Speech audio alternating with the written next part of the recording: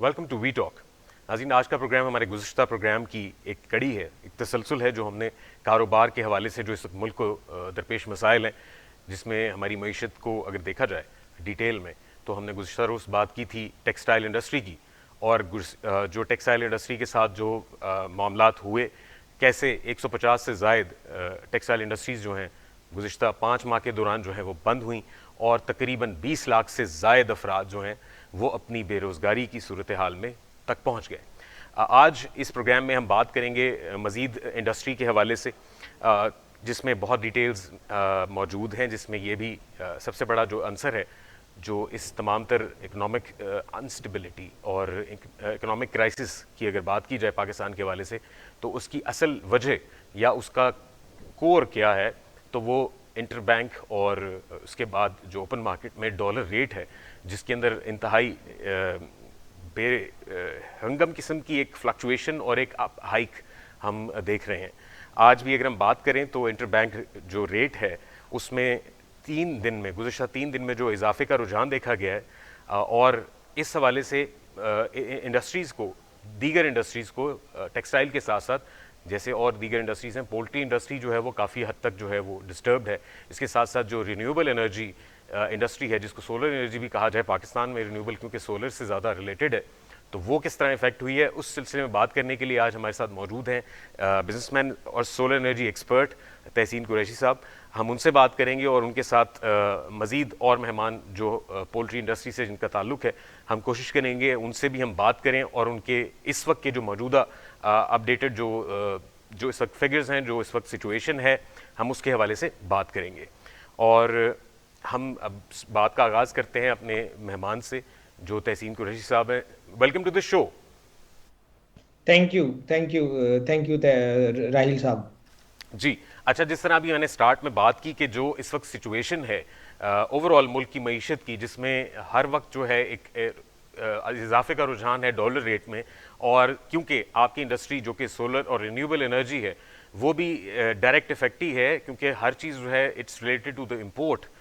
जितने भी आपके जो कंपोनेंट्स हैं इस एनर्जी से रिलेटेड, उनका ताल्लुक जो है वो मुल्क की इंपोर्ट से है। और इंपोर्ट जो है हम जानते हैं कि इस वक्त क्या सिचुएशन है बैलेंस ऑफ पेमेंट ना होने की वजह से। तो आप ज़रा बताइए कि इस वक्त आपकी इंडस्ट्री ख़ास तौर पे इस हाइक की वजह से, जो करंट हाइक है इन द डॉलर प्राइस, कैसे इफेक्ट हो रही है।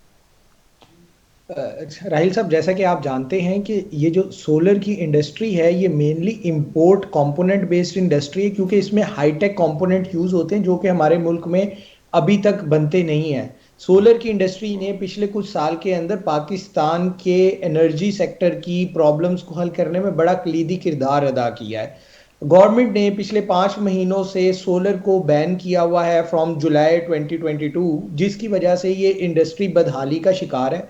हजारों की तादाद में मुंसलिक लोग सोलर से जॉबलेस हो चुके हुए हैं। सोलर की इंपोर्ट ना होने की वजह से आपको एनर्जी के लिए कन्वेंशनल मींस पे इन्हिसार करना पड़ रहा है। कन्वेंशनल मींस की वजह से आपका इंपोर्ट बिल बढ़ रहा है। अब पाकिस्तान ऑन एवरेज एक साल में 27 से 30 अरब डॉलर का फ्यूल इंपोर्ट करता है। Solar is the only viable replacement for our country to go forward. It is one of the most cheapest source of energy available in the world. Secondly, it takes very less time to execute and install solar panels.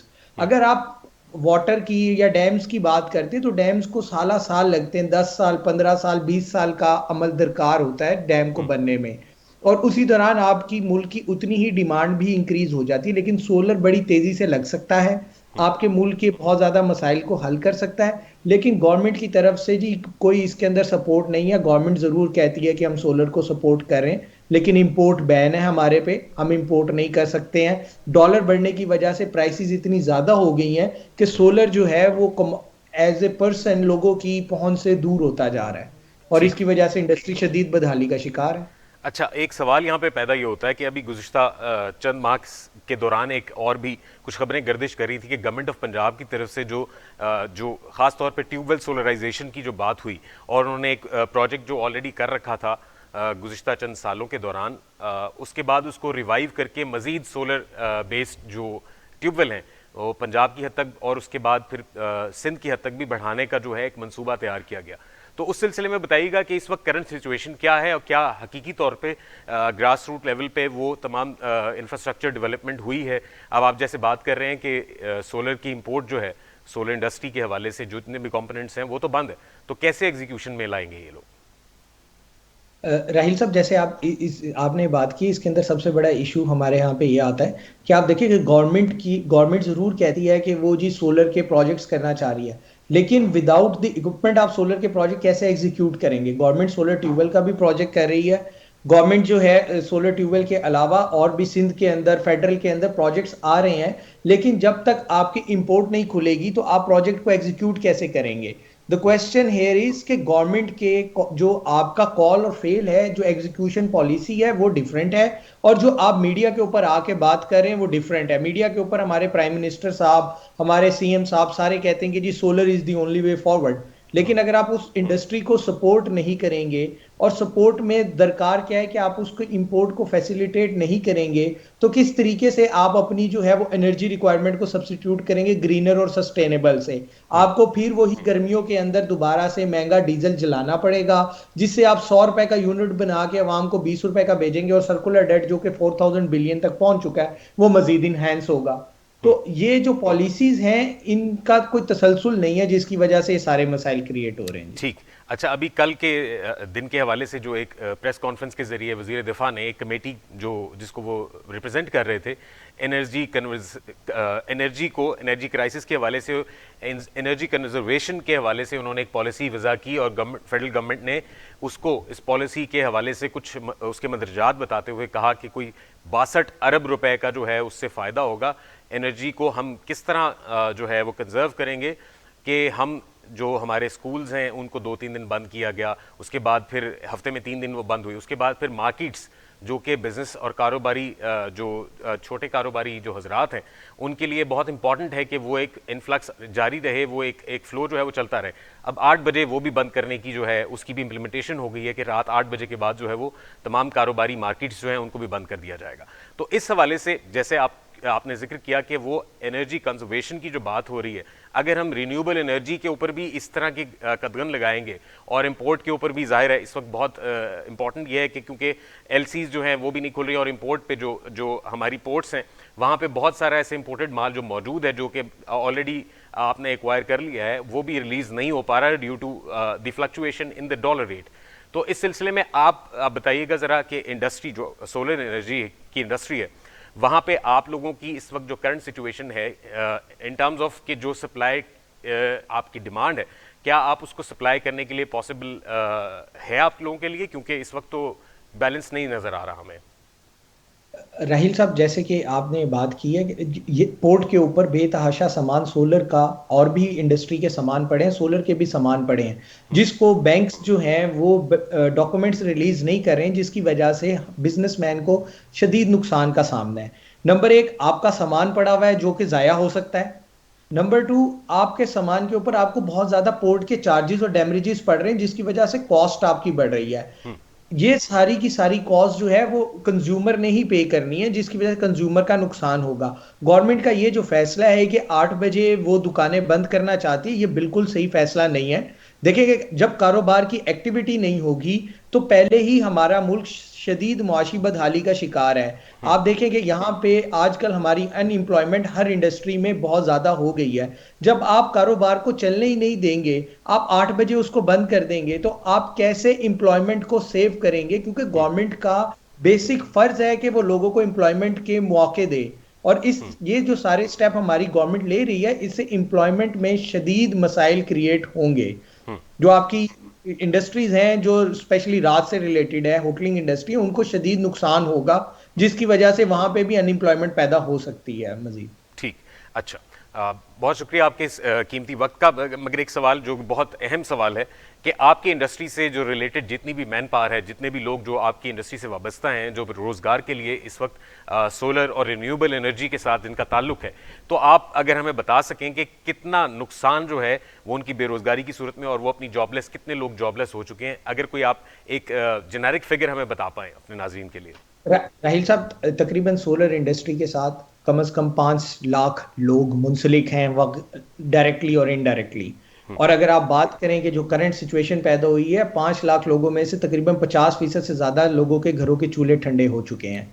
उसकी reason ये है कि companies downsizing कर रही हैं। आपके पास सामान है नहीं तो आप सोलर का काम कैसे करेंगे? गवर्नमेंट अलाउ कर नहीं रही है, तो essentially every solar company is shut down. तो उसकी वजह से हमारी इंडस्ट्री में we have lost more than 50% of the job, and we are expecting कि अगर ये सूरत हाल बेहतर ना हुई अगले एक महीने में तो 80 to 90% जॉब्स जो है वो लूज हो जाएंगी इस इंडस्ट्री के अंदर। ठीक है, तो आप क्या समझते हैं कि कैसे वाइबल किया जा सकता है इस बिजनेस को और इस इंडस्ट्री को कैसे रिवाइवल में लाया जा सकता है? क्योंकि 50% is a very very high percentage कि आप एक इंडस्ट्री की 50% ऑफ जो मैन पावर अगर आप उसको बेरोजगार कर देते हैं तो वो उनकी खपत कहाँ होगी? किस तरह वो अपने रोजगार को किसी और इंडस्ट्री में, अगर वो एक्सपर्ट्स हैं, इंजीनियर्स हैं और खास तौर पे जो टेक्निकल स्टाफ होता है, क्योंकि जाहिर है हर इंडस्ट्री का टेक्निकल स्टाफ जो है वो उसकी बैकबोन कंसिडर होता है, तो solar energy likewise they have their own, you know, it has its own जो मैन पावर जो कि स्पेसिफिकली ट्रेंड और डिज़ाइन होती है फॉर दिस इंडस्ट्री। तो आप क्या समझते हैं कि अगर इस इंडस्ट्री का रिवाइवल मुमकिन है तो वो कैसे है? प्लस आपने जैसे जिक्र किया था इनिशियली कि हर कंपोनेंट जो है वो आप इंपोर्ट करते हैं, तो पाकिस्तान में क्या पॉसिबिलिटी है कि ये कंपोनेंट्स जो हैं वो लोकली जो है वो डेवलप किए जाएं या उनको बनाया जाए? जैसे हमारी ऑटोमोबाइल इंडस्ट्री है वो यहाँ पे बहुत ज़्यादा जो है अब उनका फुटप्रिंट है, और लोकल इंडस्ट्री भी को भी जो है बहुत ज़्यादा सब्सिडीज़ और बहुत सारा जो है वो गवर्नमेंट की तरफ से जो है वो फैसिलिटेशन की गई है। क्या आपकी इंडस्ट्री भी फैसिलिटेटेड है या कोई सब्सिडीज़ मौजूद हैं या नहीं?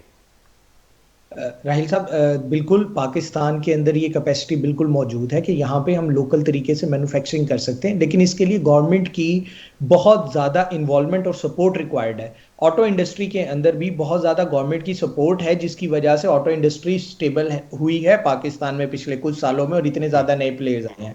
तो गवर्नमेंट को सब्सिडी प्रोवाइड करनी चाहिए। गवर्नमेंट को जो मैन्युफैक्चरिंग यूनिट लगाने में लोग इंटरेस्टेड हैं उनको फैसिलिटेट करना चाहिए, उनको टैक्स ब्रेक्स देनी चाहिए ताकि लोग जो है इसके अंदर मोटिवेट होकर इन्वेस्टमेंट करें। पाकिस्तान में सोलर का पोटेंशियल दुनिया के बहुत से ममालिक से बहुत ज्यादा है। हमारे यहाँ पे सूरज बहुत ज्यादा चमकता है, जिसकी वजह से हम बहुत ज्यादा ग्रीन एनर्जी बना सकते हैं, लेकिन इसके लिए गवर्नमेंट को इन्वॉल्वमेंट सिर्फ अल्फाज की हद तक नहीं, प्रैक्टिकल इकदाम उठा के करना पड़ेगा।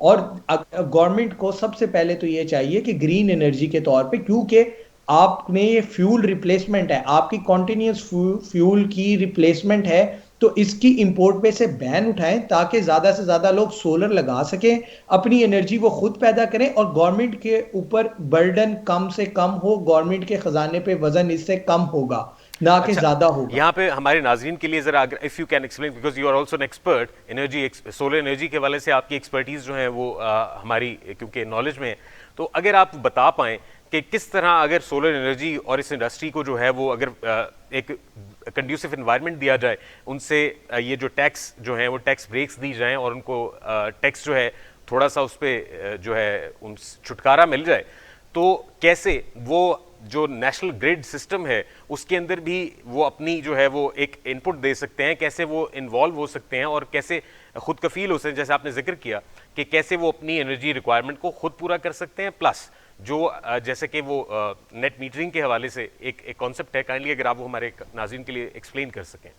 मैं आपको बिल्कुल ये एक्सप्लेन कर देता हूँ। देखें, जो गवर्नमेंट है इस वक्त, आप जब पावर प्लांट लगाते हैं, गवर्नमेंट आपकी और मेरी बिजली की जरूरत को ऐसे पूरा करती है कि गवर्नमेंट कॉन्ट्रैक्ट साइन करती है डिफरेंट कंपनीज के साथ, those are called IPPs, independent power producer. उनके साथ कॉन्ट्रैक्ट साइन होते हैं और फिर वो पावर प्लांट लगा के आपकी बिजली की जरूरत पूरी होती है, जिसके ऊपर गवर्नमेंट को बहुत ज्यादा, आपने एक टर्म सुनी होगी कि जी आपको जो है कैपेसिटी पेमेंट करनी पड़ रही है।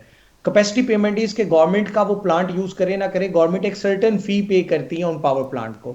If the government can facilitate, government का एक बहुत अच्छा स्टेप नेट मीटरिंग है, जैसे कि नेट मीटरिंग के अंदर ये होता है कि आप अपनी बिजली डे टाइम में प्रोड्यूस करते हैं, जो बिजली आपकी रिक्वायरमेंट से ज्यादा होती है वो क्रेडिट हो जाती है, वो साथ के इलाकों में उन घरों में यूज हो जाती है, उन दुकानों में यूज हो जाती है जहां पे सोलर नहीं लगा हुआ, जिसकी वजह से गवर्नमेंट को बिजली पैदा करने के लिए किसी आईपीपी से कोई कॉन्ट्रैक्ट नहीं साइन करना पड़ता, गवर्नमेंट को बिलियंस ऑफ रुपीस की इन्वेस्टमेंट नहीं करनी पड़ती। ये लोग अपनी खुद पॉकेट से इन्वेस्टमेंट करते हैं और जो बिजली जनरेट होती है वो गवर्नमेंट को बेनिफिट देती है। तो इस लिहाज से नेट मीटरिंग का एक स्टेप है, आप अपनी एनर्जी एक्सेस वापडा को बेच सकते हैं, उसका आपको क्रेडिट मिल जाता है and you can save a lot on your energy cost. और यही गवर्नमेंट का एक स्टेप था जिसने सोलर को बहुत ज्यादा मशहूर किया, और गवर्नमेंट को चाहिए कि इसी स्टेप को आगे एक स्टेप लेके जाते हुए इसके लिए मजीद जो है फैसिलिटीज पैदा करे, ताकि ज्यादा से ज्यादा लोग अपनी बिजली खुद बनाएं और गवर्नमेंट के खजाने के ऊपर वजन कम से कम हो, हमें नए पावर प्लांट कम लगाने पड़े और गवर्नमेंट को कैपेसिटी पेमेंट्स की मद में बहुत से billions of rupees and dollars की बचत हो सकती है, जो कि अभी हम पे कर रहे हैं। आपने कैपेसिटी पेमेंट की बात की, तो अभी रिसेंटली अभी आज ही की खबर है जिसमें कैपेसिटी पेमेंट के हवाले से आई थिंक जो के इलेक्ट्रिक है उसके हवाले से जो है नरखों की उसको मेरे ख्याल से बढ़ाने के हवाले से जो समरी है वो भी नेपरा को जो है फॉरवर्ड कर दी गई है। तो उस हवाले से भी और प्लस कुछ ऐसी भी खबरें या ऐसे कुछ जो है कुछ ऐसी बातें गर्दिश कर रही हैं मार्केट में कि शायद जो पर यूनिट रेट है गवर्नमेंट के हवाले से और नेपरा जो है उसको रिवाइज करके उसको बढ़ाने की बिल्कुल नहज पे है। तो आप क्या, आपके पास अगर कुछ खबर है, कुछ डिटेल्स हैं तो वो प्लीज़ वो भी बताइएगा। देखिए, क्योंकि हमारी सर्दियों में डिमांड कम हो जाती है, उसकी वजह से कैपेसिटी पेमेंट की मद में हमें बहुत ज्यादा गवर्नमेंट को चार्जेस पे करने पड़ते हैं आईपीपीज को। तो आईएमएफ की रिक्वायरमेंट ये है कि आप अपने सर्कुलर डेट को कम करें, और सर्कुलर डेट को कम करने के लिए government is being forced to increase the unit rate. सुनने में ये आ रहा है कि तकरीबन आज जो यूनिट रेट 30 रुपए का है उसे 50 से 60 रुपए की करने की बातें हो रही हैं। ये सारी बेसिक रीजन ये है कि एक प्रोड्यूसर, डिफरेंट प्रोड्यूसर है और एक सिंगल यूजर बायर है।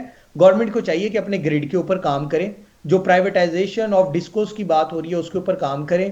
डिफरेंट पावर कंपनीज आएंगी, कंपटीशन पैदा होगा, लोग अपनी बिजली बनाएंगे, लोग अपनी बिजली बेचेंगे। जिस तरीके से नॉर्मल पूरी दुनिया में डेवलप कंट्रीज में ये पॉलिसी है कि देयर आर डिफरेंट कंपनी जो एनर्जी बेच रही होती हैं, उससे कंपटीशन पैदा होगा। कंपटीशन पैदा होने से आपकी कॉस्ट ऑफ एनर्जी भी कम होगी और गवर्नमेंट के एक्सचेकर को जो ये बिलियंस ऑफ डॉलर्स पे करने पड़ते हैं आईपीपीज को, उनसे भी उनकी जान को छुटकारा मिल जाएगा जी। ठीक, अच्छा, डेवलप्ड कंट्रीज के हवाले से थोड़ा सा अगर आप मैं आपसे सवाल करूं कि I have heard and I have actually research about Germany.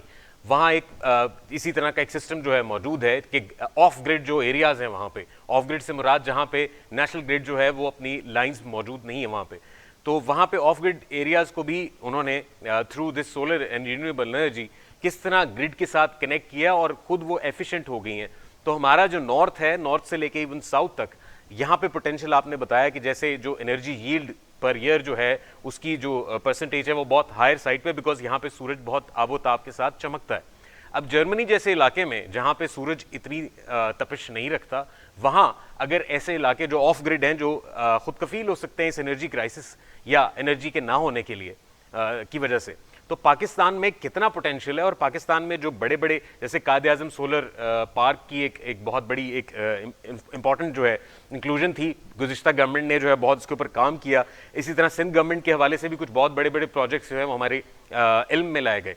और फिर स्कूल्स, जो public sector schools, colleges, universities और ऐसे हेल्थ केयर इंस्टीट्यूशंस हैं जहाँ पे ये बहुत इंपॉर्टेंट था कि उनको भी सोलराइज करके उनको भी एनर्जी एफिशिएंट किया जाए। तो किस हद तक in percentage what capacity we have actually built in percentage, और क्या आप समझते हैं कि क्या ये जो परसेंटेज हमने अगर अचीव की है, अगर की है, तो वो काबिले रश्क है या उसके ऊपर मजीद काम करने की ज़रूरत है? देखिए, जहां तक अंडर डेवलप्ड एरियाज का ताल्लुक है, स्पेशली बलूचिस्तान और हमारे नॉर्दर्न एरियाज, आपको उनको नेशनल ग्रिड से जोड़ने के लिए billions and billions of rupees की ट्रांसमिशन लाइंस बिछानी पड़ती हैं। अगर उनको स्मार्टली प्ले किया जाए तो there is a concept called micro grid system. Micro grid system होता है इस तरीके से कि जो फार फ्लंग एरियाज होते हैं उनकी लोकल कम्युनिटीज में सोलर और बैटरीज के साथ एक ग्रिड बना दिया जाता है, जिसके अंदर और भी रिन्यूएबल सोर्सेज होते हैं, जिसके अंदर जनरेटर्स भी यूज किए जा सकते हैं, और वहां पे आप इलेक्ट्रिसिटी देते हैं और they cost a far less than transmission lines. जब गवर्नमेंट को ट्रांसमिशन लाइन 500 किलोमीटर बिछानी पड़ती है तो उसके ऊपर billions and billions of rupees की इन्वेस्टमेंट होती है। तो गवर्नमेंट उसकी बजाय माइक्रो ग्रिड सिस्टम यूज करके, स्पेशली बलूचिस्तान और हमारे नॉर्दर्न एरियाज में, फाटा जैसे हो गया जो कि लेस डेवलप्ड एरियाज है, उनमें एनर्जी प्रोवाइड कर सकती है, जिसके थ्रू उन एरियाज की अपलिफ्टिंग हो सकती है। Because technology is very usable, लोग वहां से बैठ के ऑनलाइन जॉब क्रिएशन कर सकते हैं, अपनी अर्निंग कर सकते हैं इंटरनेट के थ्रू। जब आप उन्हें स्टेबल ग्रिड देंगे, उन्हें रेगुलर एनर्जी मिलेगी, वो वहां से अपने लिए रोजगार कमा सकते हैं, हमारे मुल्क को सरमाया ला के दे सकते हैं बाहर तहसीन, से इट्स अ डॉलर्स गुड की। पॉइंट। हम ब्रेक पे जाएंगे, ब्रेक के बाद हम आपके इस पॉइंट पे डिस्कस करेंगे कि कैसे ऑनलाइन जॉब अपॉर्चुनिटीज क्रिएट हो सकती हैं इस इंडस्ट्री से रिलेटेड। हम ब्रेक पे जाएंगे, ब्रेक के बाद वापस आएंगे, हमारे साथ रहिएगा।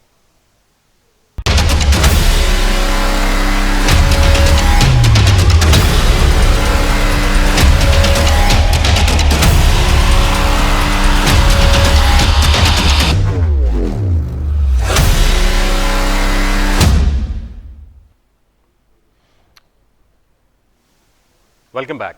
ब्रेक पे जाने से पहले हम बात कर रहे थे तहसीन कुरैशी साहब से, जो कि माहिर सोलर एनर्जी और जो इंडस्ट्री के हवाले से उनके एक्सपीरियंसेस हैं और ख़ुद भी कारोबारी शख्सियत हैं।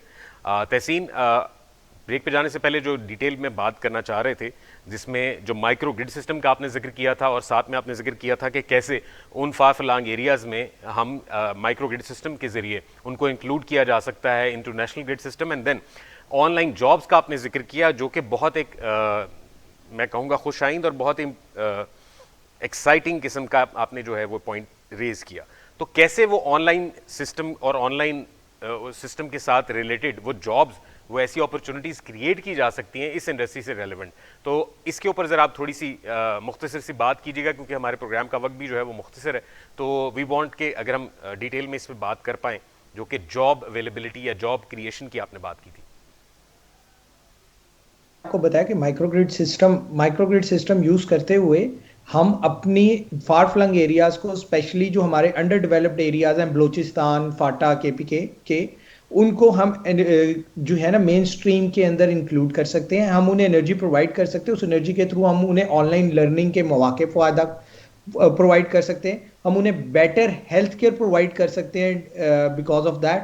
और उसकी वजह से क्योंकि उनको लर्निंग मिलेगी, लर्निंग से they can earn dollars for our country from online doing online jobs.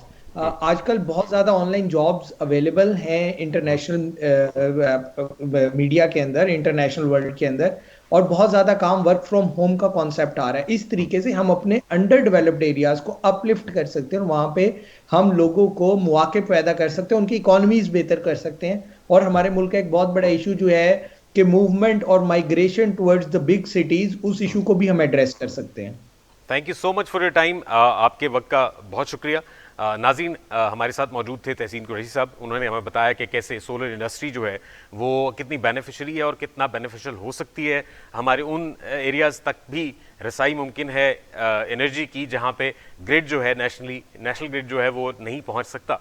तो लोकली वहाँ पे जो है माइक्रो ग्रिड सिस्टम्स जो हैं वो थ्रू सोलर रीन्यूएबल एनर्जी के वहाँ इंस्टॉल किए जा सकते हैं। वहाँ पे अगर ये इंडस्ट्री जो है जाएगी तो कैसे रोज़गार के मौके क्रिएट होंगे, ना सिर्फ इस इंडस्ट्री से रिलेटेड बल्कि जो ऑनलाइन बिजनेसेस हैं, जैसे ई कॉमर्स की हमने बात की, वहाँ पे एजुकेशन का मेयार बेहतर होगा। ऑनलाइन कोर्सेज जो ऑफर किए जाते हैं वहाँ पे जब वो सिस्टम मौजूद होगा, वहाँ पे जब एनर्जी होगी, वहाँ पे जब इंटरनेट होगा, तो वहाँ के जो लोग हैं, वहाँ की जो नई नस्ल है, वो उसको एक्सपोजर मिलेगा इंटरनेशनली और वहाँ पे वो ट्रेनिंग दी जा सकेगी। वो तमाम तर ज़राए, वो तमाम तर मौके जो कि शहरी जो करीबी जो हमारे मेट्रो स्टेशंस हैं वहाँ पे मौजूद हैं। तो बलूचिस्तान, फाटा और फाफलांग दीगर एरियाज़ जो हैं पाकिस्तान के, वहाँ पे भी ये मुमकिनात हो सकती हैं। लेकिन इससे पहले ज़रूरी है कि हम अपनी प्रायोरिटीज़ को डिफ़ाइन करें गवर्नमेंट की सतह पे, और प्राइवेट सेक्टर को भी इंक्लूड किया जाए उस तमाम तर सिस्टम को और उस पॉलिसी मेकिंग को जो कि थोप दी जाती है एक यूनी डायरेक्शनल, उसको मल्टी डायरेक्शनल करने की ज़रूरत है, ताकि इंक्लूड किया जाए पब्लिक प्राइवेट सेक्टर पार्टनरशिप के ज़रिए।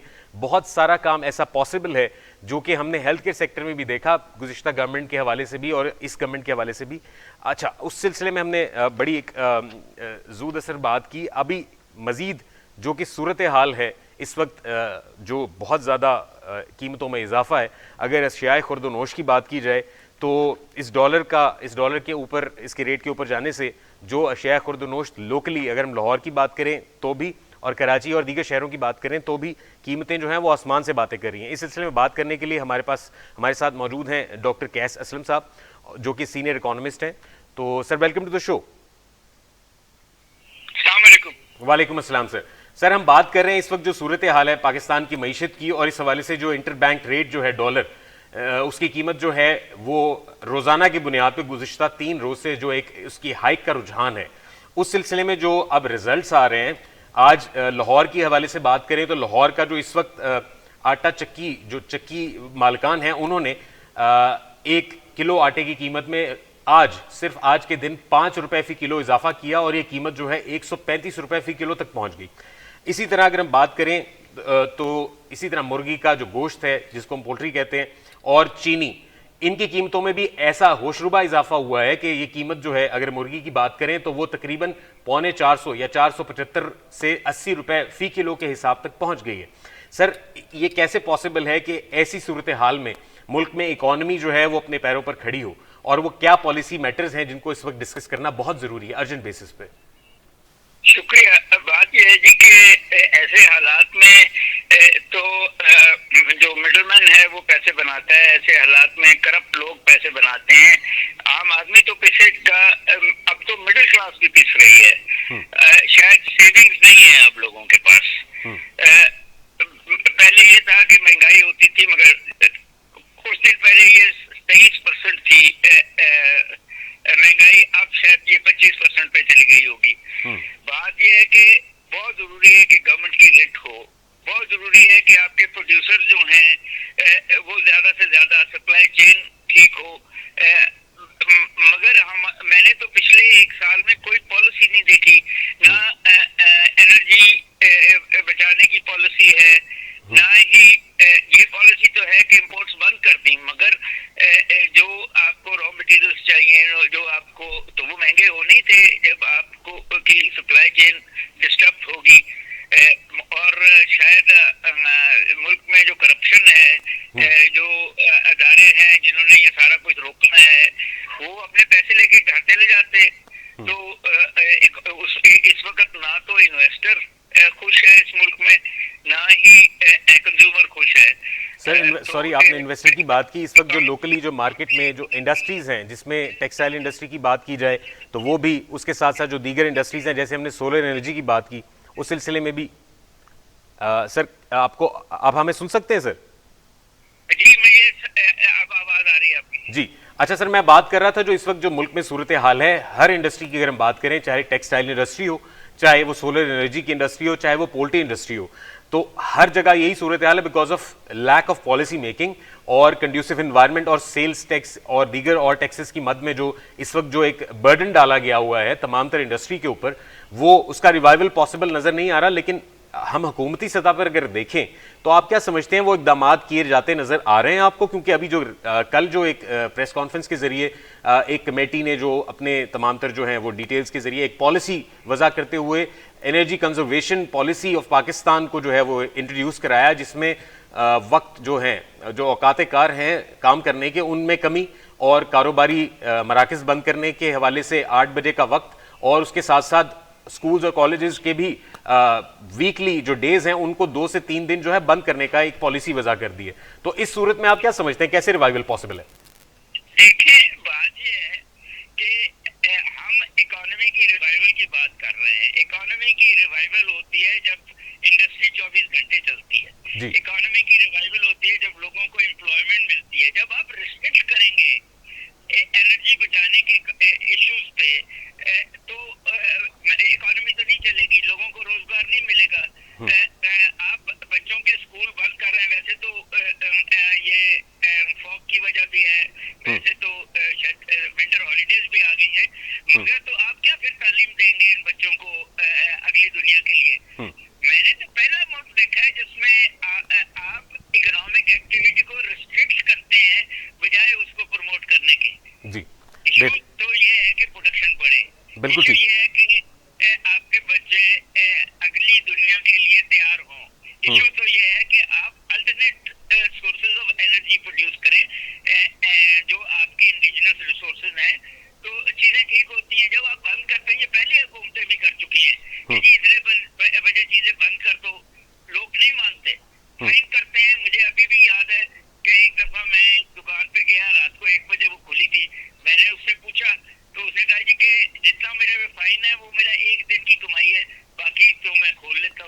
तो आपकी इम्पॉसिबल तरीके नहीं है करने चाहिए, आपको रैशनल होना पड़ेगा। एम्प्लॉयमेंट देना बहुत जरूरी है, लोगों के पास रोजगार होगा, कोई आमदनी होगी तो जो है आपकी डिमांड बढ़ेगी तो शायद इकोनॉमी चले। इकोनॉमी जो है सप्लाई को रिस्ट्रिक्ट करके नहीं चलती, तो इन अ वे ये आई डोंट थिंक ये फीजिबल है। ठीक सर, एक सवाल जो कि एक और इंडस्ट्री के हवाले से है। पोल्ट्री एसोसिएशन जो है, पाकिस्तान पोल्ट्री एसोसिएशन की तरफ से भी एक पूरी कैंपेन चलाई हुई है और उनके जो चेयरमैन हैं इस वक्त Pakistan poultry association, doctor Abdul Karim साहब, उन्होंने लाहौर में कल प्रेस कॉन्फ्रेंस करते हुए उन्होंने बताया कि खाम माल पर 30 से 40% तक सेल्स टैक्स जो है वो इजाफा किया गया है और इस वजह से जो खाम माल जिसमें जो पोल्ट्री फीड जिससे बनती है वो उसमें खातिर खा जो है वो कमी वाक़या हुई है और जो सप्लाई है उसमें भी लाइकवाइज एक कमी, एक डिक्लाइन का रुझान है। सर, इस सूरत में एक और इंडस्ट्री, ये तीसरी इंडस्ट्री की हम बात कर रहे हैं, तो इंडस्ट्रीज नहीं चलेंगी। इसके साथ साथ अगर हम ज़राअत की बात करें तो भी हमारे सामने है कि हम गंदम भी इंपोर्ट कर रहे हैं और इसके साथ साथ अगर हम बात करें कैसे ग्रोथ, जीडीपी ग्रोथ कैसे मुमकिन है, तो ये तो वो इंडिकेटर्स हैं जो कि मैं बता रहे हैं कि जीडीपी ग्रोथ पॉसिबल नहीं है। तो आप क्या समझते हैं कि ये जो पॉलिसी का फुकदान है ये कैसे मुमकिन होगा कि ये फुकदान जो है ख़त्म हो और पाकिस्तान को किन पॉलिसीज़ पे अमल करते हुए अपनी ग्रोथ को वापस ट्रैक पे चढ़ाने की ज़रूरत है?